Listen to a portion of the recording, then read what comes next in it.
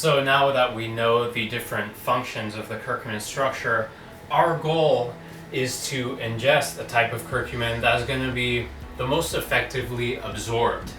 So I'm just going to list in order from poorest to the best bioavailability of different types of curcumins that you commonly see out there on the market. So first, and with the absolute poorest bioavailability, is what is known as turmeric powder. So curcumin's origin is found in the spice turmeric, but we know that ingesting this powder is simply not enough.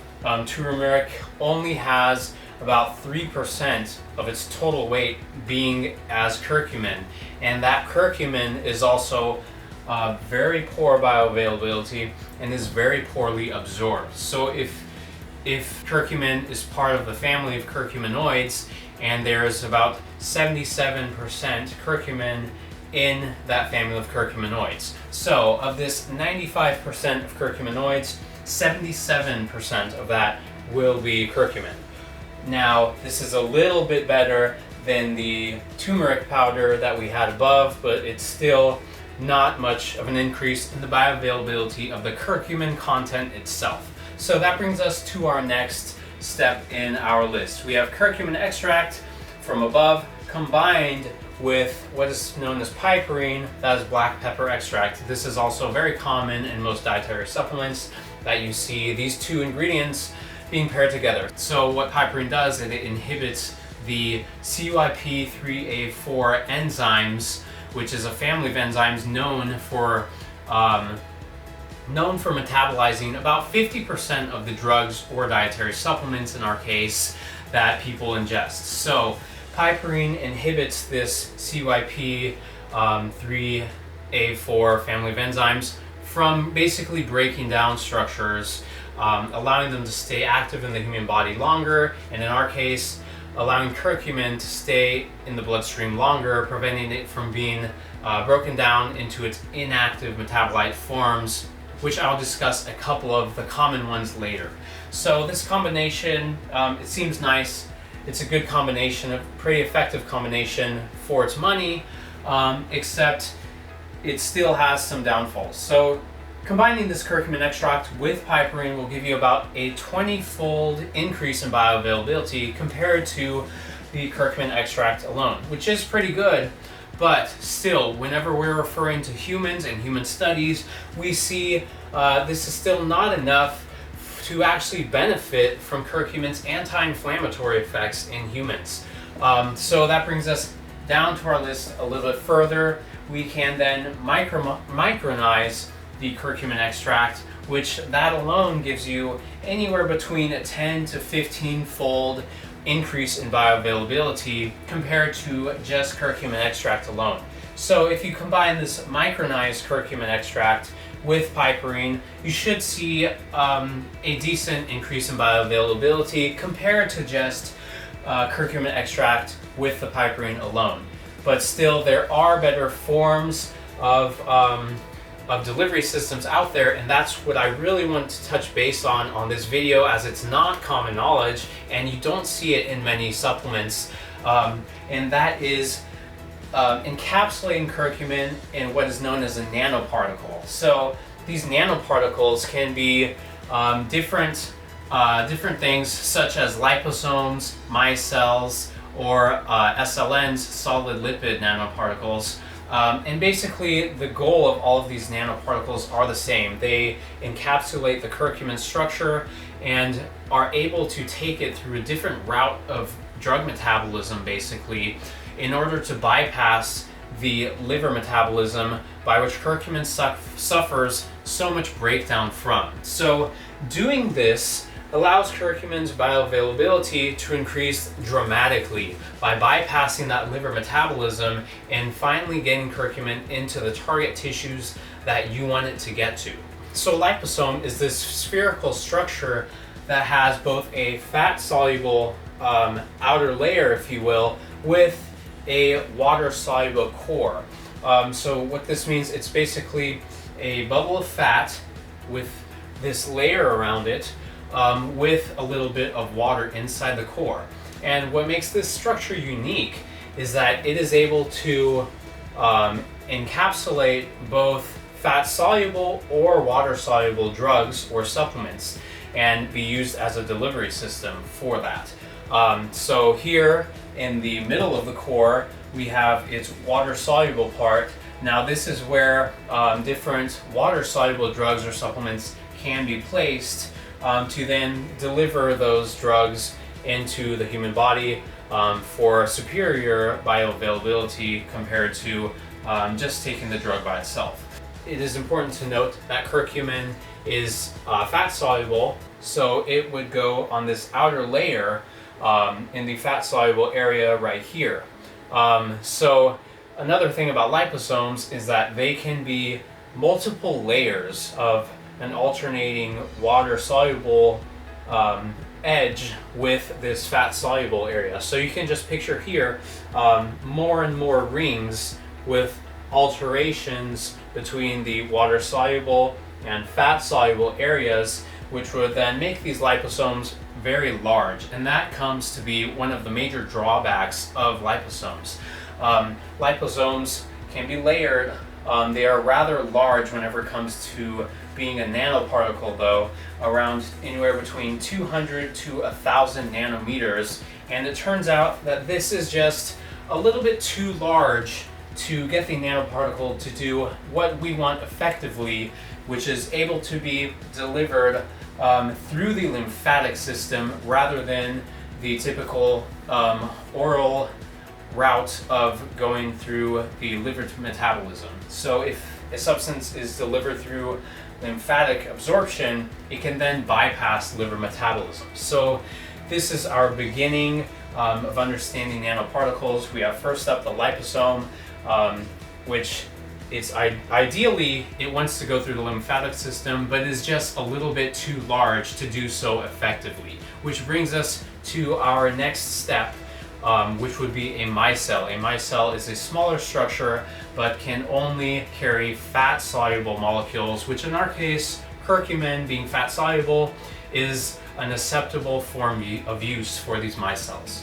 So the second nanoparticle that I want to talk about, which is a big step up from the liposome, is what is known as a micelle.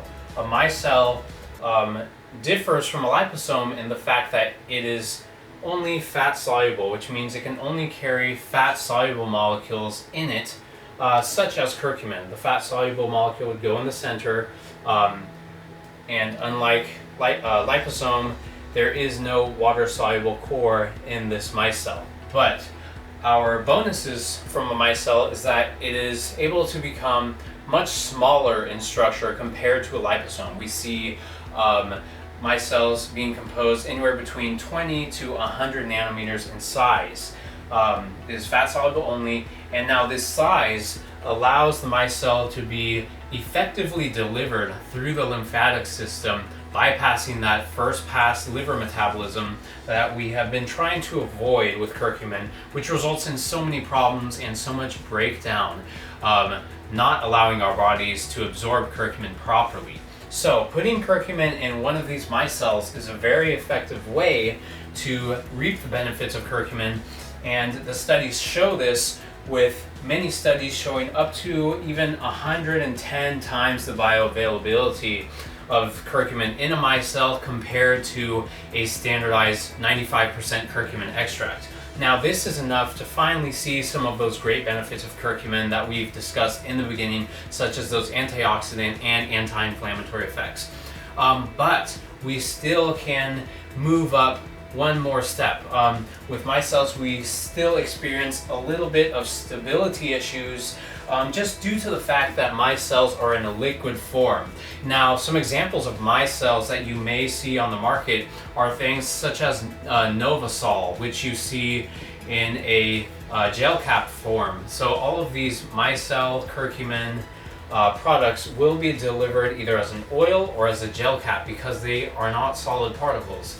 They are liquid, so then they do suffer from some stability issues, and they are not able to last quite as long as a solid particle, a solid nanoparticle of curcumin, which we will get into for our next example, which is known as a solid lipid nanoparticle. Now, as the name suggests, this particle is a solid outer structure, which gives it some more bonuses in stability, which allows it to be just one step up from a micelle structure. So the last one of the nanoparticles that we are going to discuss, and which are known to be the most effective nanoparticles, as you recall, we did liposomes first and then micelles. Now we're getting to the most effective one that we've seen so far, which are known as solid lipid nanoparticles, or SLNs. So these structures are very similar to a micelle. They have the same layered structure. They are fat-soluble molecules only, and they are roughly the same size, which are in between 20 to 80 nanometers in size whenever it comes to encapsulating curcumin. But what makes these solid lipid nanoparticles different and better, by their name suggesting that they are solid. They have a solid outer core. Now, what this does is it gives these nanoparticles a more stable structure, and this allows these nanoparticles to travel through the body and penetrate target tissues better and more effectively than a liquid structure such as a micelle. And we can see this in the unique fact that solid lipid nanoparticles are able to penetrate through the blood-brain barrier. This is the only type of nanoparticle that has been shown in clinical studies to be able to be absorbed through the blood-brain barrier. Micelles are not able to do this, so that is a very pronouncing effect of the effectiveness of these solid lipid nanoparticles. And this enhanced stability of these nanoparticles are also able to give curcumin a longer lasting effect. We see curcumin is about 7 times longer lasting when delivered through one of these solid lipid nanoparticles compared to an ordinary curcumin extract. And in terms of the bioavailability, you see these solid lipid nanoparticles being the most effective, with anywhere between 140 times to up to even 285 times increased bioavailability compared to your standard curcumin extract. As you recall, micelles were only rated about 110 or so, 110 times increase in bioavailability. So these solid lipid nanoparticles are more stable, around the same size, and still have the same function as something like liposome or micelle, but they do it the most effectively. And this is the most technologically advanced type of nanoparticle that we have available in the field today. And you see this being used in only one product that I know about, which is Longvita. This is known as Longvita Optimized Curcumin. They use a solid lipid nanoparticle that was developed at UCLA to be able to penetrate through the blood-brain barrier, and they do have clinical studies showing this, and also have clinical studies showing that just 400 milligrams of this Longvita Optimized Curcumin is able to show dramatic improvement in cognitive ability in people who take this dose even just an hour before performing some sort of cognitive experiment.